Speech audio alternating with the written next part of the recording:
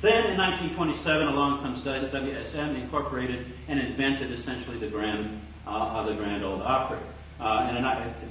They began using this increasingly as a common law trademark without registering it. In 1950, it becomes a registered trademark, and it's that way all the way up till 1969, when there's a court case that challenges it, and the courts declared it as being generic, not non-generic, as being a legitimate trademark. Then in 1984, an odd thing happened, and that was that the court declared it generic. Now, I don't have time to go into that, but the crucial legal question then is, could something really have happened between 1969 to 1984 to have converted that into a generic term for the kind of entertainment that only the Grand Ole Opry presented?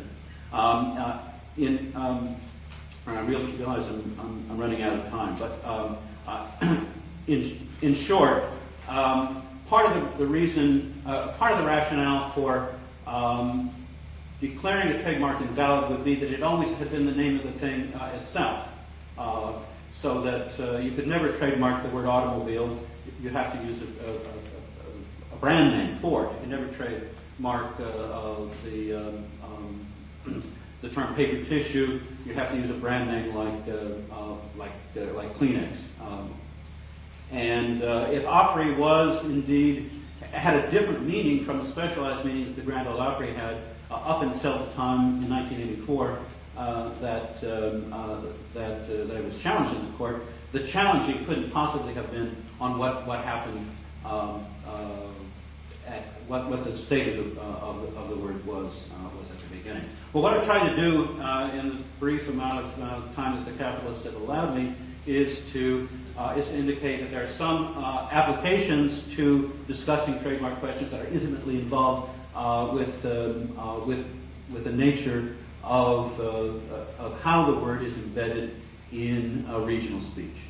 Thank you. Thank you, Ron. Questions, please, from the audience. Questions for Ron from the audience. I'll deliver you the mic.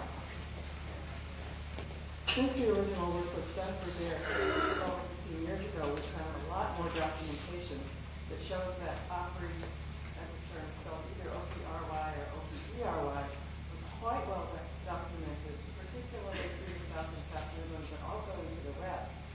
And in looking at more recent things, we found that the term Opry for any local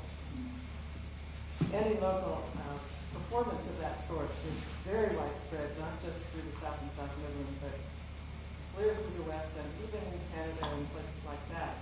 And it's been living helpfully and peacefully on its own without any challenges to it until this recent case that you're referring to. And it looks as though the evidence shows that Opry by itself can continue to be a generic, and there's no way that Grand Ole can put a trademark on it.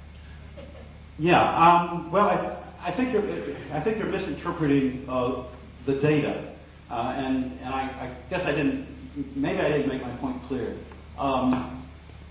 My point is just that yes, you find all of this data that shows that Opry is used in a general kind of way, just as opera was used to refer to virtually any kind of entertainment. Now, sometimes it may be country music, sometimes it may be Richard II. So it's whatever went on in the Opry House, which very often might be country music, but it's not exclusively that. Then by 1925, this term is beginning to lose its sense of identity as a cultural artifact, referring to kind of like the small-time life.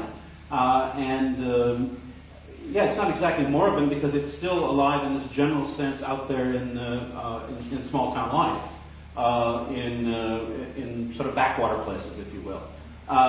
Then, and it's increasingly pronounced, I suppose, or written as Opry because people are also being patronizing towards it.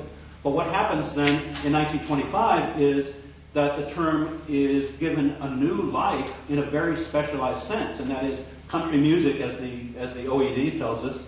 Not only country music, but country music that comes from Tennessee, and not only country music that comes from Tennessee, but the kind that's played on the radio. This is quite a different and more specialized term. If Hershey's kind of have, a good analogy would be, you know, Shakespeare uses the term kiss to refer to candy, but sure, Hershey's has made a specialized thing out of it. I don't have the picture up there anymore, but you've seen that little thing wrapped in foil with the tail sticking out of it. That somehow means something different. It's a narrowing of the term. And what I would argue is that you at least cannot argue that, and the courts have lately been seeming to agree with this, you at least cannot argue that Opry was generic in 1925 for country music. This may be yeah, sure, it was generic, just as Kiss has been generic all along. I don't know if you could just label lipstick even Kiss and get away with it, because that's too close to the object itself. But the important point is that Opry shifted meaning, and the new meaning that comes along with Grand Ole Opry is so intricately bound up with Grand Ole Opry that, and with the kind of musical productions that they did, that it's a very different sense of the word Opry from what was there before.